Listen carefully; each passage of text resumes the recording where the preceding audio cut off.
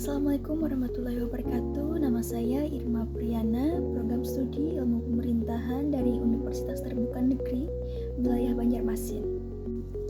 Kali ini saya akan menjelaskan tugas tutorial online dengan mata kuliah logika, dan saya mendapatkan 2 tugas dari dosen saya, yaitu yang pertama, sebutkan dan jelaskan 3 contoh macam term, dan yang kedua, jelaskan dan berikan contoh bentuk susah pikir atau logical fallacy, bagaimana agar terhindar dari logical fallacy tersebut.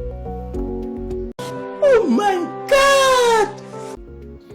Term terbagi menjadi beberapa macam, antara lain yang pertama, general term, istilah umum, merupakan istilah yang merujuk pada kategori yang lebih luas dan mencangkup beberapa objek atau entitas.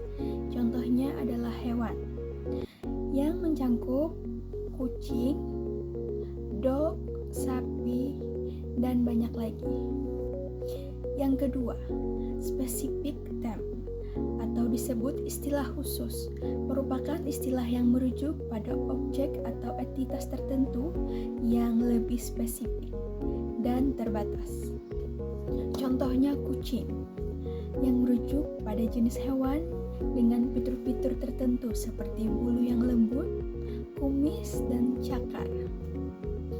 Yang ketiga, technical term, atau disebut istilah teknis, merupakan istilah yang digunakan dalam bidang ilmu pengetahuan, teknologi, atau keahlian khusus. Antara lain, istilah ini memiliki arti yang lebih spesifik dan sering digunakan oleh orang-orang dalam bidang yang sama. Contohnya adalah DNA, yang merujuk pada materi genetik yang menyimpan informasi genetik dalam sel makhluk hidup. Soal kedua, sesat pikir. Sesat pikir atau logical fallacy adalah kesalahan dalam berpikir atau argumen yang dapat mengelabui atau menyesatkan. Ini terjadi ketika argumen tidak didasarkan pada logika atau bukti yang kuat. Penting untuk mengidentifikasi dan menghindari logical fallacy agar argumen kita tetap lebih kuat dan lebih meyakinkan.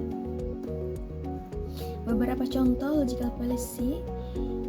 Pertama, sesat akibat. Ini terjadi ketika seseorang mengasumsikan bahwa karena suatu peristiwa terjadi ketika yang lain, maka yang pertama adalah menyebabkan yang sebenarnya. Contoh, setelah saya membeli payung baru, hujan turun. Jadi, payung baru saya adalah penyebab hujan. Kedua, pengalaman pribadi. Berdasarkan pengalaman pribadi seseorang, dia mengatakan bahwa sesuatu pasti benar atau salah tanpa bukti tambahan.